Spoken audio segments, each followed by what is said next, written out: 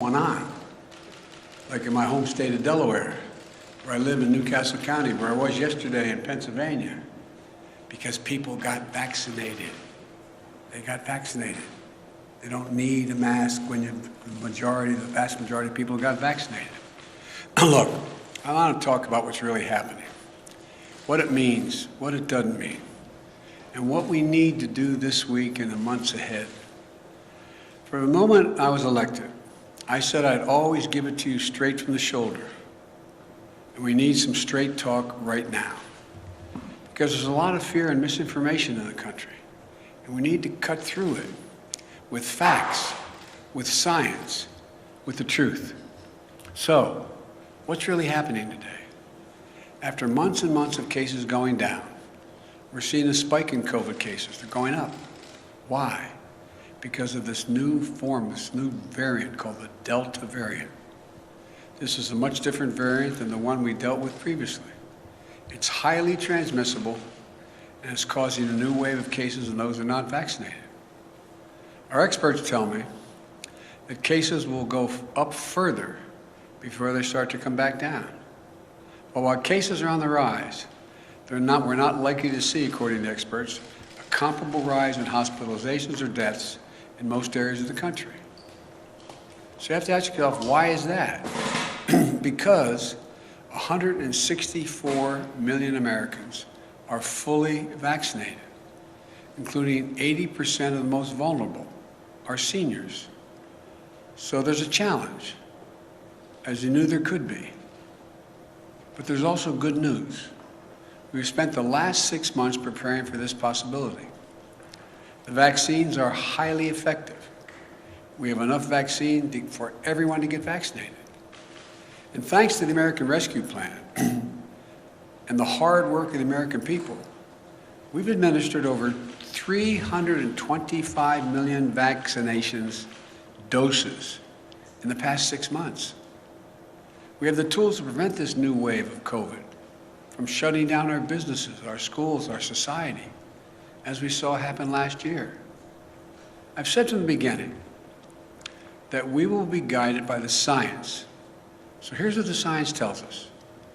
On Tuesday, the Center for Disease Control and Prevention, the CDC, announced its new mask recommendation in parts of the country where COVID cases are substantially high, where people didn't get vaccinated,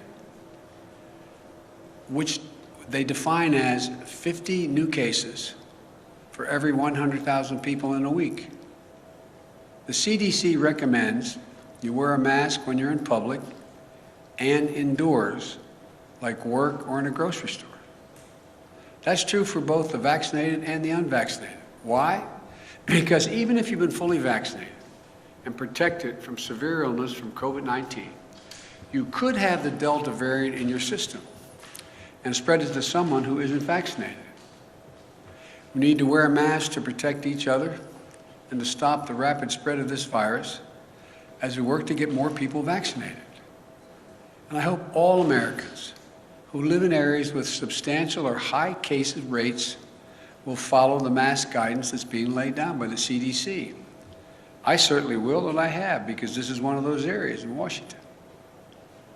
And at my decision, in my direction, all federal personnel and visitors to federal buildings will have to do the same thing. As I said from the beginning, a mask is not a political statement. It's about protecting yourself and protecting others. Masking is one defense against the spread of COVID-19. But make no mistake, vaccines are the best defense against you getting severely ill from COVID-19. The very best defense. And you want to know how we put this virus behind us? Well, I'll tell you how. We need to get more people vaccinated. Look, and it's important to understand what vaccines do and what they don't do.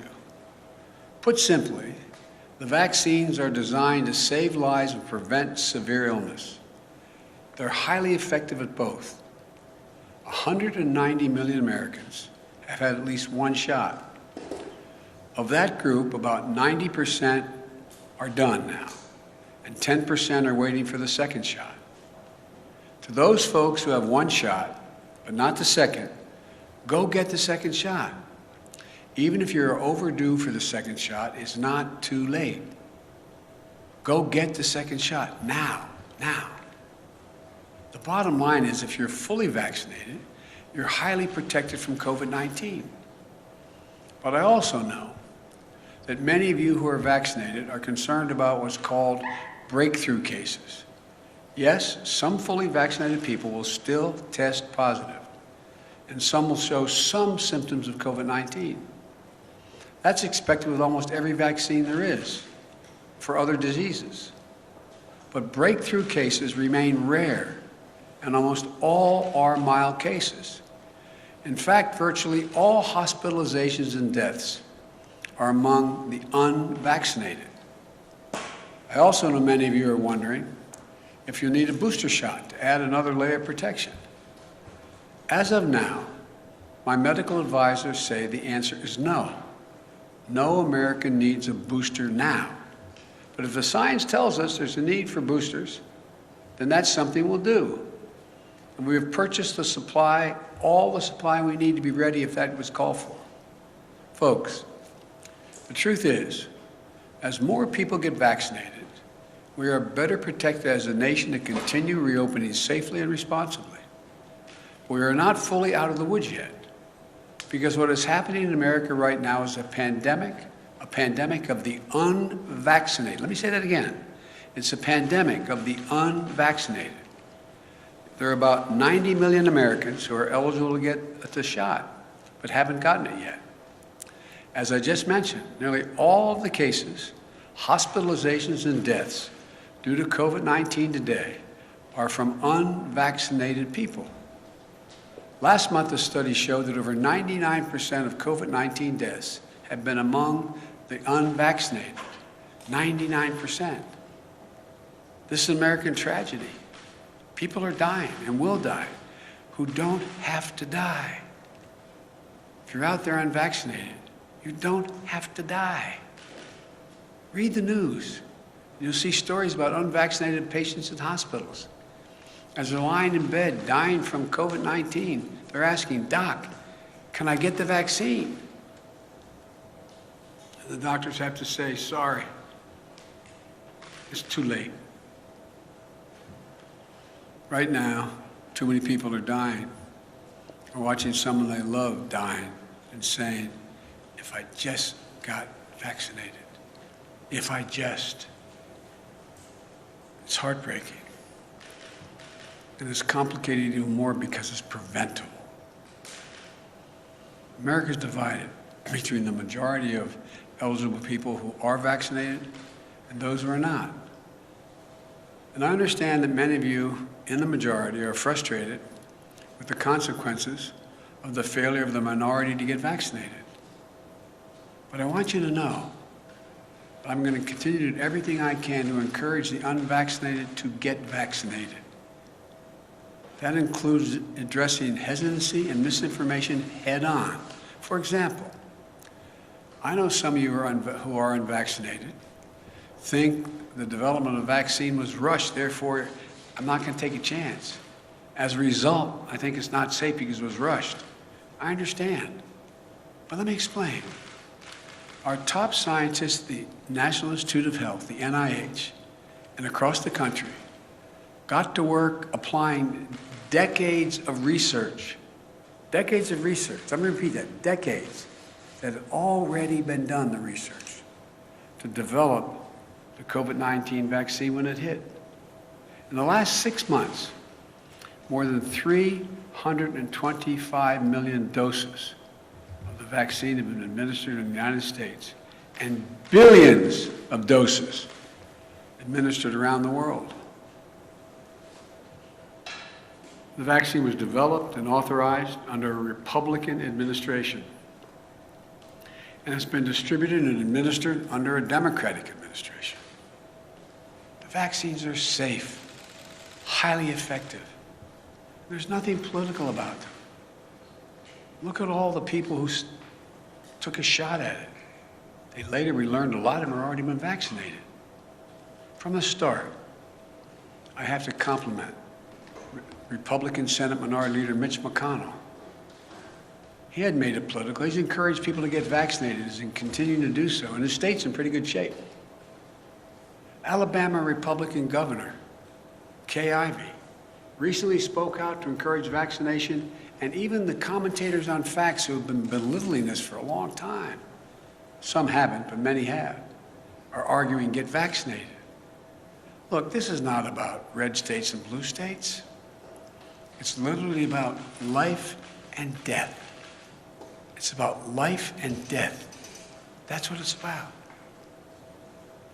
You know, and I know people talk about freedom, but I learned growing up in school and my parents, with freedom comes responsibility. Your decision to be unvaccinated impacts someone else. Unvaccinated people spread the virus. They get sick and fill up our hospitals. And that means if someone else has a heart attack or breaks a hip, there may not be a hospital bed for them. If you're unvaccinated, you put your doctor and nurses at risk. The same frontline essential workers who put their lives on the line over the past year and have gone through hell. Again, with freedom comes responsibility. So please, exercise responsible judgment. Get vaccinated for yourself, for the people you love, for your country. I'm being literal when I say this. As I travel the world almost every day, a foreign leader calls me, asking, can I provide his or her country more vaccines? There are people who are desperate for vaccines. I'm doing everything to answer those calls. We're sending millions of vaccines to people around the world. But folks, it's an American blessing that we have vaccines for each and every American. We've made it our first and top priority to have available vaccines for every eligible American, and that's never going to change as long as I'm here. And it's a shame. It's just such a shame to squander that blessing. That's why after 6 months of extraordinary work and effort, today I'm laying out additional steps we should be taking to deliver these life-saving vaccines to more Americans. First, we're going to provide more incentives to encourage unvaccinated Americans to get vaccinated. That starts with paid leave to get the shot. We're still hearing that people are unable to get time off from their employer to get vaccinated. Well, this is unacceptable. For some time now, I've said you should be able to get the shot and still get paid. Thanks to the American Rescue Plan, the federal government is fully reimbursing any small or medium-sized business that provides workers with paid time off to get vaccinated. Employers, this costs you nothing. If you haven't given employees paid time off, do it now, please. Today, I'm announcing that we're taking this a step further. The federal government will now reimburse those employers to give their staffs time off, not only to get themselves vaccinated, but also to get their family members vaccinated. That means employers can get reimbursed if they give parents time off with paid time, paid leave, to take their kids or their own parents to get vaccinated. So I'm calling on all employees across the country to give paid time off to get the shot or to help a family member do so. I promise you it will cost you, the employer, nothing. You'll be reimbursed. Secondly, I'm announcing that we'll continue to work with states to encourage unvaccinated people to get vaccinated. In February, the grocery store chain Kroger's offered $100 to their associates if they would get vaccinated, and it worked. Vaccination rates moved up from 50% to 75% among their employees. States like New Mexico, Ohio, and Colorado are offering similar incentive programs that have helped increase vaccination rates. So today, I'm calling on all states and local governments to use funding they have received, including from the American Rescue Plan, to give $100 to anyone who gets fully vaccinated. I know the paying people to get vaccinated might sound unfair to folks who've gotten vaccinated already. But here's the deal. If incentives help us beat this virus, I believe we should use them. We all benefit if we can get more people vaccinated. But in addition to providing incentives to encourage vaccination, it's time to impose requirements on key groups to make sure they're vaccinated. Excuse me. Just this week, we took an important step to protect our veterans. Like many civilian hospital systems are doing, the Department of Veterans Affairs will now require COVID-19 vaccines for doctors and nurses and other healthcare workers who provide medical care for our veterans. We must do everything possible to protect our veterans from getting COVID when they come to get medical care they so richly earned serving their country. We owe them. Next, since many vaccinations are required for active duty military today, I'm asking the Defense Department to look into how and when they will add COVID-19 to the list of vaccinations our armed forces must get. Our men and women in uniform who protect this country from grave threats should be protected as much as possible from getting COVID-19. I think this is particularly important because our troops serve in places throughout the world, many where vaccination rates are low and disease is prevalent. Next, every federal government employee will be asked to attest to their vaccination status. Anyone who does not attest or is not vaccinated will be required to mask no matter where they work, test 1 or 2 times a week to see if they've acquired COVID, socially distance, and generally will not be allowed to travel for work. Likewise, today, I'm directing my administration to take steps to apply similar standards to all federal contractors. If you want to do business with the federal government, get your workers vaccinated. Look at the Chamber of Commerce, representing tens of thousands of American businesses, the National Association of Manufacturers, the Business Roundtable, which comprises of the largest and biggest corporations in America. They're all applauding the actions the federal government is taking and urge them to follow suit. I also commend the National Football League. It has announced that if there are outbreaks among unvaccinated players and personnel, then the team risks forfeiting games. I urge other sport leagues at every level to take every step they can. Every day, more businesses are implementing their own vaccine mandates. And the Justice Department has made it clear that it is legal to require COVID-19 vaccines. We all want our lives to get back to normal.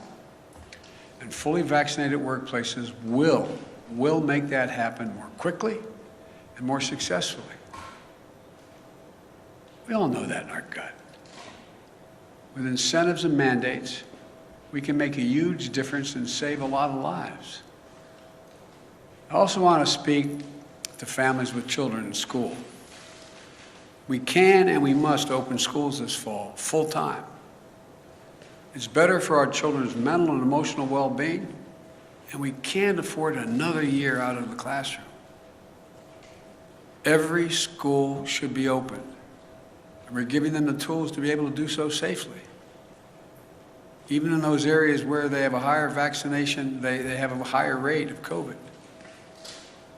Through the American Rescue Plan, we provided schools billions of dollars to implement safety measures, better ventilation, social distancing, and other measures. In March, when vaccinations were scarce, I prioritized teachers and school workers by utilizing our federal pharmacy program. Almost 90% of educators and school staff are now vaccinated. Additionally, the CDC has provided clear guidance on how all schools can safely protect the kids and bring them back to the classroom. Every student wear a mask. It's that simple. So we've funded safety measures in schools. We've vaccinated teachers and staff. and we can mask up our kids for further protection. But once again, there's one more thing we need to do. Get more adolescents, ages 12 and up, vaccinated now that they've been cleared. In the past week, the good news is we've seen the average number of 12 to 17-year-olds getting vaccinated increase 22% per day. Today, I'm asking school districts to host one last pop-up vaccination clinic over the coming weeks for kids ages 12 and up. We're directing the federal pharmacy program to help make that happen. Parents, get your children vaccinated. You do it for so many other things right now.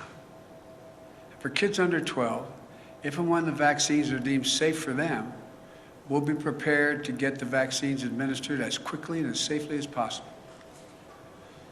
Look, and as we work to vaccinate more Americans, we're prepared for outbreaks in areas where there are unvaccinated people.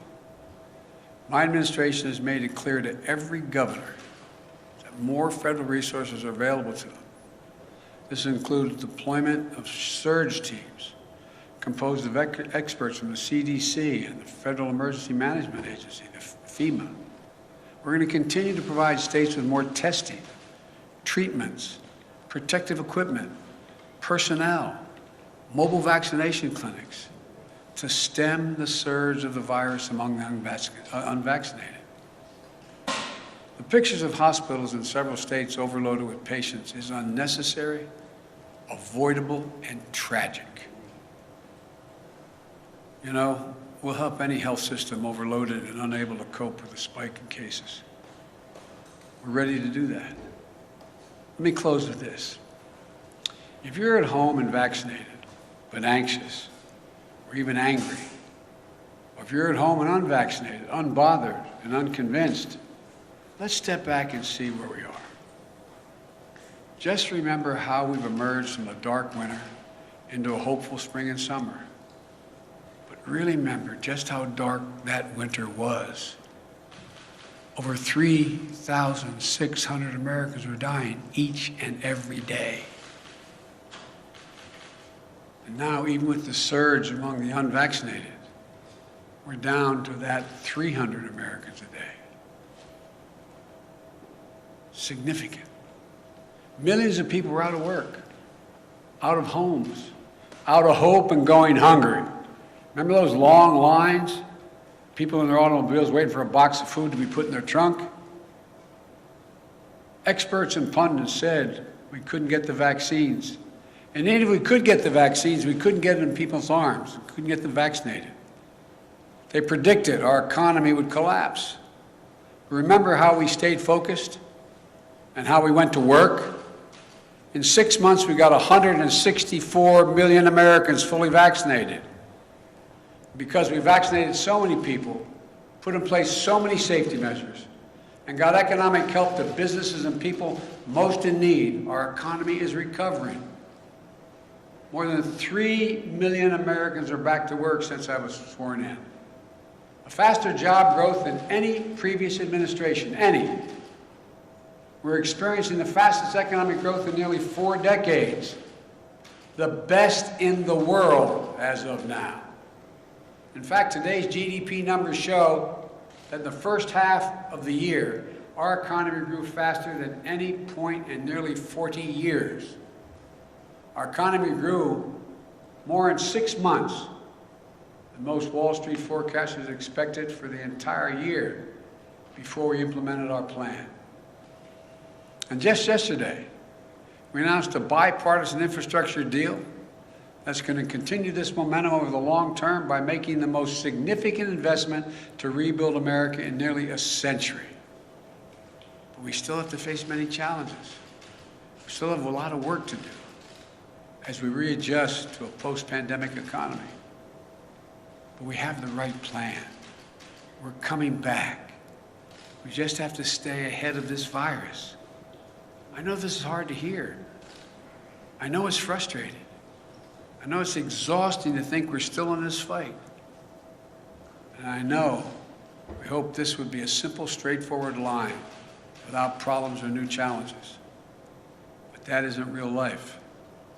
We're coming out of the worst public health crisis in 100 years, the worst economic crisis since the Great Depression. As I told you before, I carry a card in my pocket. I hope I have it with me. Carry a card in my pocket with the number of Americans dead from COVID-19. As of today, this morning, the total deaths in the United States were 609,441. Granted, the death rate per day is way down. It's down to 400 about. But that's more deaths than World War I, World War II, Vietnam, 9/11, Iraq, and Afghanistan wars combined. This is as tough as it gets. And we're Americans. When we get knocked down, we get back up. That's who we are. That's what we do. That's why there's no nation on earth like us. And we're prepared like never before. We have the tools to save lives, to keep our economy growing and growing and going. After the past 6 months, following the science, we know we can dramatically lower the cases in this country. We can do this. We brought our economy back to life and we kept it going. We know we can send our kids back to school. We know we can beat this virus. We can do this. We all just have to do our part. My fellow Americans, this nation has never failed. We have come together as the United States of America. So I say to all those who are unvaccinated, please, please get vaccinated. And to the rest of America, this is no time to be despondent or let our guard down. We just need to finish the job with science, with facts, with the truth. And together as Americans, we're going to be able to beat this. May God bless you all, and may God protect our troops. Thank you. Mr. President, Mr. President, why do vaccinated people still need to mask up? Mr. President. How long do you think it might be necessary to wear a mask, and at what point do you think people might have to have a booster shot? Thank you. I said in my talk, the booster shot is not needed now. It is possible that it will be needed later. I don't know. The science hasn't dictated that yet. And the first part of your question? How long do you think people might have to wear a mask again? Well, if you notice, a lot of places people don't have to wear masks. Let's get that straight. The places where people have gotten vaccinated, where we have a high vaccination rate, people do not have to wear masks at all. Like some of you were with me yesterday when I was up in Lehigh Valley. Didn't have to wear a mask there. Don't have to mask if you come home to Delaware with me. I know you love doing that. But you don't have to wear a mask.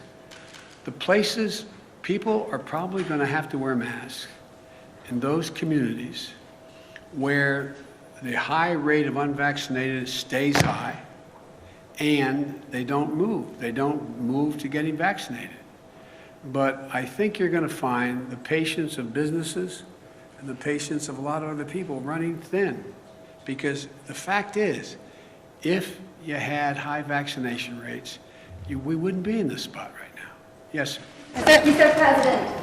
Mr. President, will this set up an American workplace for federal workers and private sector that really is the vaccinated versus the unvaccinated? And is that a pressure you're trying to harness now? Well, no, I'm not. Look, what I'm trying to do is keep people safe. I mean that sincerely. So, if in fact you're unvaccinated, you present a problem to yourself, to your family, and to those with whom you work. Because as pointed out, I was asked the question about why would people who have already been vaccinated get it? Well, you got anywhere from 2 to 3% on average, the last study done, that can still get COVID. They don't get very sick, they don't get hospitalized, it's not serious, but they can catch it. And the concern is they may be able to pass it on. And so that's all being studied right now. But it's the important thing is if people are vaccinated, the transmission rate drops through the floor. And that's all we're trying to do. Yes. Mr. President, thank you.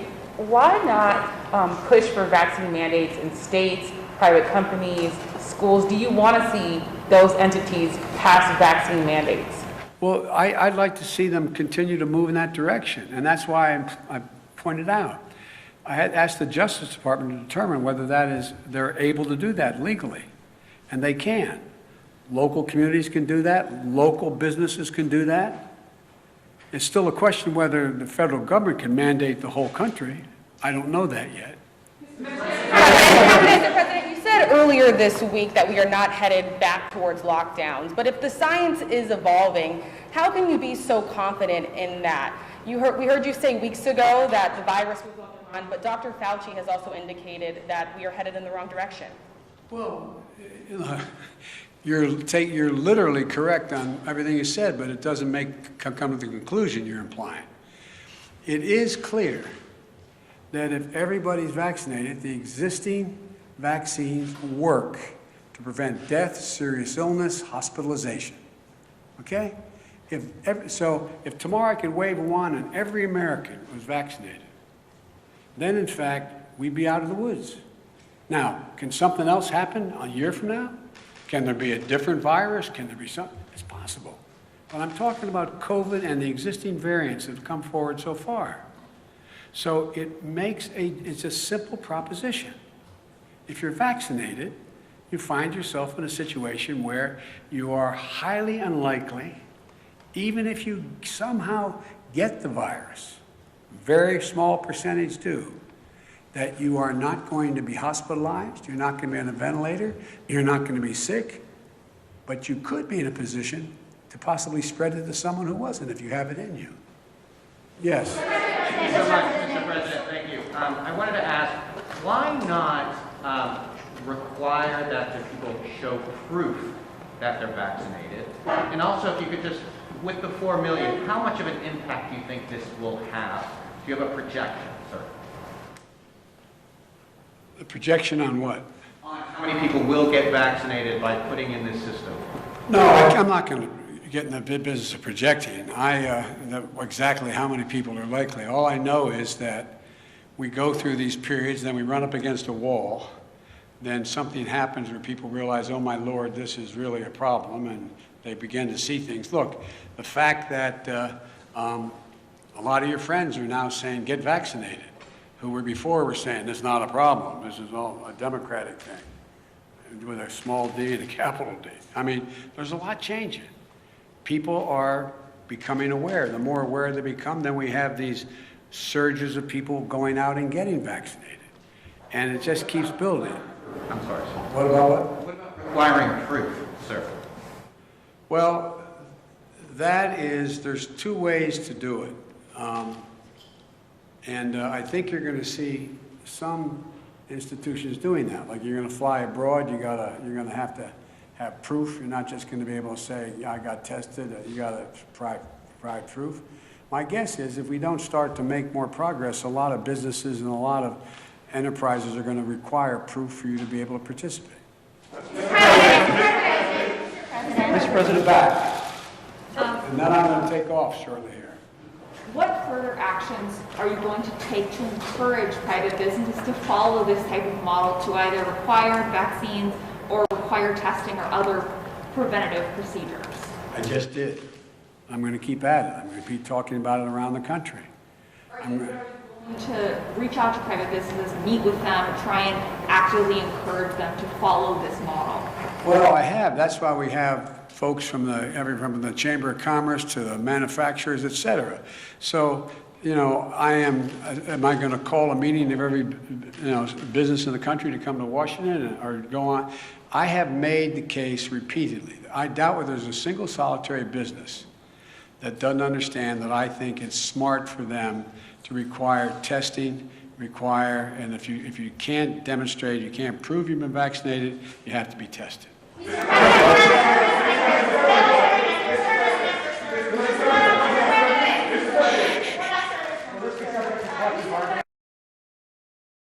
was already